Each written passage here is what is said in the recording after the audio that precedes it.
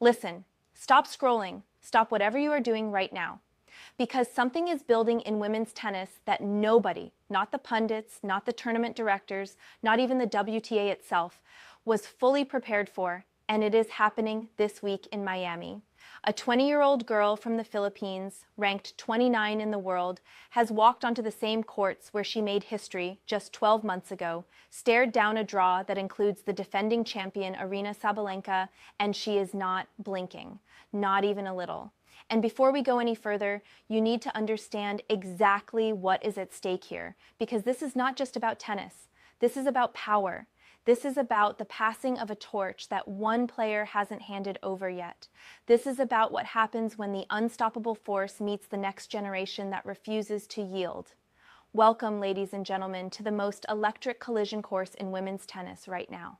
Eala'S versus Destiny, and Destiny's name is spelled Sabalenka. Let's rewind the clock. Not far. Just a few weeks, because this story has been accelerating so fast that a few weeks feels like an entirely different era. When former world number 9 Sam Querrey asked on a popular tennis podcast whether Eala'S is the biggest draw in women's tennis right now, former ATP pro Steve Johnson didn't hesitate for even a second. He said, yes, and then Querrey pushed further. Is she bigger than Sabalenka? Is she bigger than Coco? And Johnson's answer was the same. Yes, it's crazy. She's having the same effect that Fonseca was having on the men's side last year in Miami and Australia. The court is standing room only. Standing room only.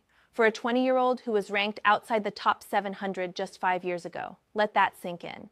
The woman who has terrorized the WTA Tour for years, who has won back-to-back Australian Open titles, who booms aces like thunder, Aryna Sabalenka, is no longer the biggest magnet in the building when Eala'S walks through the door. And that, right there, is the match that nobody is saying out loud, but everybody is feeling in their chest. Now here's what makes this feud. And yes, we are calling it a feud because the energy is undeniable. So layered, so delicious, so perfectly constructed by the tennis gods. Ahead of the Miami Open, Eala'S was asked in an interview, if you could steal one shot from any player in tennis, what would it be, and from whom? Without hesitation, without even a pause to think, she answered, I would steal Sabalenka's serve for sure. Read that again. She didn't say Swiatek's forehand. She didn't say Goff's backhand return. She pointed directly at Aryna Sabalenka, the world number 1, the defending Miami Open champion, the player on a collision course to meet her on this very court, and said, I want what she has. I want her weapon. And in the language of professional tennis, calling out the weapon of the top-ranked player in the world is not a compliment. It is a declaration. It is a 20-year-old saying, in the most polished, most diplomatic, most elegant way possible, you have something I am coming for, and I am coming for all of it. Because understand what Sabalenka's serve means in the context of this sport. Among all active players on the WTA Tour, Sabalenka ranks among the very best when it comes to break points saved, aces delivered, and percentage of serve points won. Her serve is not just a weapon. It is a psychological cudgel.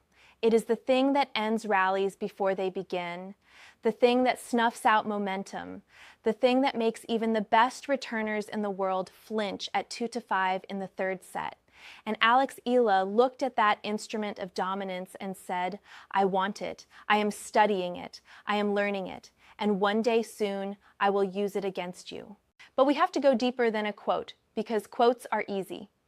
What makes Eala'S' ascent genuinely terrifying, for the rest of the tour and specifically for Sabalenka, is the body of work she has assembled in the last 12 months.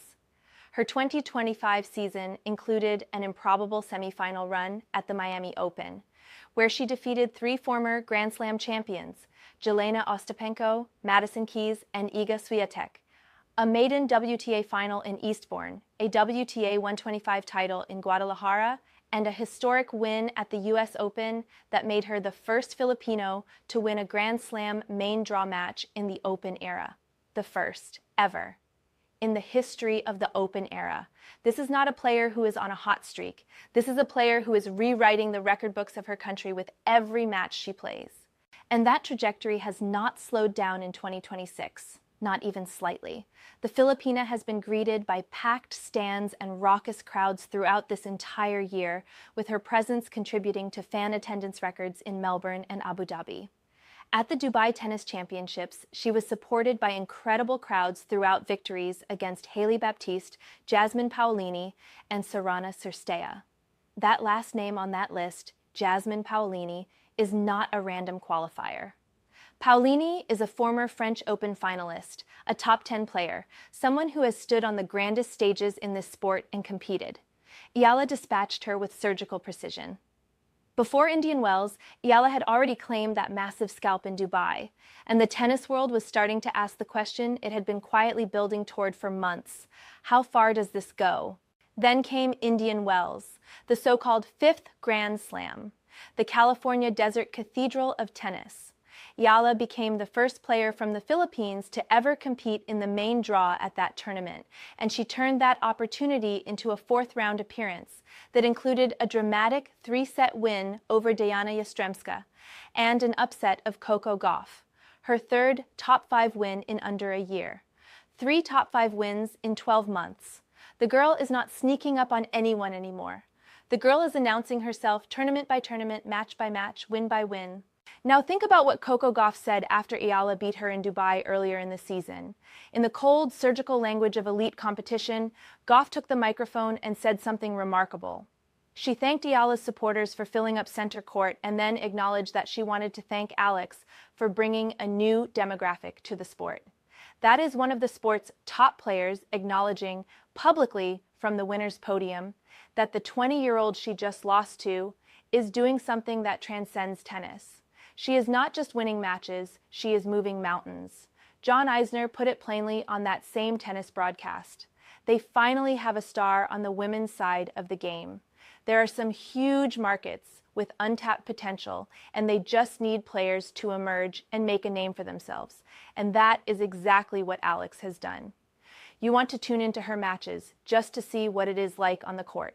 You want to tune in just to see what it is like on the court, not just for the tennis, for the atmosphere, for the energy, for the undeniable sense that you are watching something historic unfold in real time. And now that phenomenon, that force of nature, is at the Miami Open, where Sabalenka holds the title, where the bracket has been drawn, and where the path is there.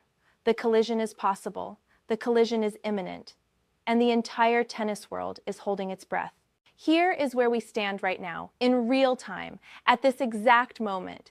Eala needed more than 3 hours to overcome Germany's Laura Siegemund in the round of 64, ultimately winning 7-6, 6-3, 6-3 in what became the longest match of her professional career. Let's be clear, it was not pretty, it was not clinical. Siegemund pushed her, broke her rhythm, forced her into a tiebreak, and took the first set. And what did Alex Eala do? She dug in, she reset, she won the next 2 sets convincingly and moved into the round of 32 without a flicker of panic on her face. That right there, the ability to absorb a gut punch and keep throwing, is what separates the great players from the good ones. That is not talent, that is character. She has said plainly and without apology, "I know that I belong here." She does not say it as a wish, she says it as a fact. And Aryna Sabalenka, she is on the other side of the draw, defending the title she won last year, hungry to complete what she has never done before, the Sunshine Double, winning Indian Wells and Miami back-to-back. She won Indian Wells 2026 for her 23rd career title and now arrives in Miami chasing history. She is locked in, she is motivated, she is the world #1 for a reason, and she is not walking into this tournament just to make up the numbers. She is walking in to remind everyone, every young gun, every rising star, every player who thinks the throne is available, that she is not done yet, not even close. And here's the thing about this rivalry that nobody is saying, but everybody is feeling. These two women have never played each other, not once. Not in a Grand Slam, not in a WTA event, not in a practice session that somehow made the news. This is not a case of a long-standing, well-documented battle with head-to-head records and famous moments replayed on highlight reels. This is two forces moving toward each other at speed, their orbits tightening with every tournament, every draw, every ranking point. At the US Open last year, the two were in the same bracket, with the possibility of a fourth-round meeting dangling in the air like a storm cloud before it breaks. At Indian Wells 2026, they were in the same section of the draw once again, with a potential matchup available if the tennis gods aligned. Now in Miami, in the tournament where Eala first announced herself to the world 12 months ago, where she beat 3 former Grand Slam champions in a run that left the tennis world speechless, the draw has once again placed them in the same universe. And Sabalenka knows it, and Eala knows it, and you can bet that every single point Eala plays from here forward in this tournament is being played with that knowledge humming beneath the surface. Think about what it means that Eala chose Sabalenka specifically when she was asked which player's shot she would take. Tennis players do not choose their answers randomly. They are competitive humans who spend every waking hour analyzing opponents, replaying footage, identifying the strengths they wish they possessed. When Eala'S was asked to reach into the entire universe of women's tennis, Swiatek's topspin, Goff's movement, Rybakina's serve, and pick the one weapon she covets most, she did not hesitate. She went straight to Sabalenka. Because that is who is in her head. That is who she is measuring herself against. Not as someone to admire from a distance, but as someone to surpass. That is a different kind of mentality entirely. And this is what separates the truly great from the very good. The great players do not just beat whoever is in front of them. They set their eyes on the summit. They identify the peak, and then they climb, methodically, relentlessly, cheerfully even, because they know they belong at the top. Eala has been climbing since she was 15 years old. She has beaten top 5 players. She has filled stadiums on 3 continents. She has moved the needle for an entire nation, an entire diaspora that had been waiting decades for a player like her to emerge. And now, at 20 years old, with her career high ranking of 29 and a Miami Open draw that could deliver her the biggest match of her life, she stands at the threshold of something extraordinary. Sabalenka, for her part, is not standing still. She won Indian Wells. She is motivated. She is experienced. She has been in the crucible of Grand Slam finals, defending titles, pressure moments that would crack most players like old China. Her serve, the very serve Eala says she would steal, is a weapon of mass destruction in the right conditions. Her forehand can end rallies before they breathe. She has the mentality of a champion who has tasted defeat and emerged harder, sharper, more dangerous. Do not for a single second think this is a foregone conclusion, because it is not. But that is precisely what makes this so irresistible. 2 players, 2 styles, 2 generations, 2 visions of what women's tennis looks like at its very best. 1 court, 1 tournament, 1 moment that the entire tennis world is waiting to witness. There is a conversation happening in the sport right now, in broadcast booths and living rooms and group chats, where Filipino fans are waking up at 3 in the morning to watch their girl play. And that conversation is no longer who is Alex Eala. That question has been answered definitively and emphatically. The conversation now is, when does Alex Eala become the best in the world? And embedded in that question, spoken or unspoken, is the name of the woman who currently holds that title, Aryna Sabalenka. Eala is now ranked 29 in the world, a ranking that delivers seedings at Grand Slam tournaments. She is not a wildcard story anymore. She is not an upset machine who got hot for a week. She is a seeded player at the biggest events on the planet, and the seedings are only going to climb. Miami is where it began for her a year ago.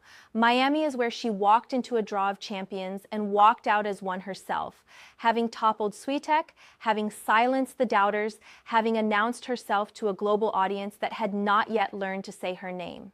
Now, a year later, she walks back into that same city, that same stadium, those same courts. But she is not the same player. She is bigger. She is better. She is ranked higher. She is more experienced, more battle-tested, more sure of herself than she has ever been. And Sabalenka is there. Sabalenka is always there, waiting at the top of the mountain like a final boss who has defeated every challenger sent before. But here's the thing about final bosses. They exist to be beaten. That is the whole point of the story. And the woman making her way through the Miami draw right now, one gritty 3-set battle at a time, looks very much like the player who is going to write that chapter. The moment has not happened yet. The match has not been played, but the energy is undeniable. The trajectory is unmistakable, and the question hanging over the 2026 Miami Open, over the entire rest of this tennis season, is exactly the one Eala'S answered without a moment's hesitation. Sabalenka's serve. That is what she wants. And if you know anything about this young woman, if you have watched what she does with the things she sets her mind to, then you know better than to doubt her. Because Eala does not dream out loud without having already started doing the work in private. She does not name her targets casually, she names them and then she goes hunting. So here is where we leave you, and here is what we need you to do right now. If you are watching this, you are already part of the story. You are part of the wave of people who recognized something special before the mainstream caught up. This channel has been documenting the rise of Eala'S from the moment the tennis world started whispering her name, and we are not going anywhere. The Miami Open is live. Eala is in the draw. Sabalenka is in the draw. And every match from here forward is either a stepping stone or a collision. We are going to cover every result, every twist, every moment that matters. So if you have not already hit that subscribe button, do it right now. Smash the like button so this video reaches every tennis fan who needs to know what is coming. And drop a comment below because we want to hear from you. Do you believe Eala beats Aryna Sabalenka the first time they meet? Does she have what it takes to take that serve, that forehand, that relentless pressure, and shut it all the way down? The debate is wide open, the stage is set, and we are just getting started.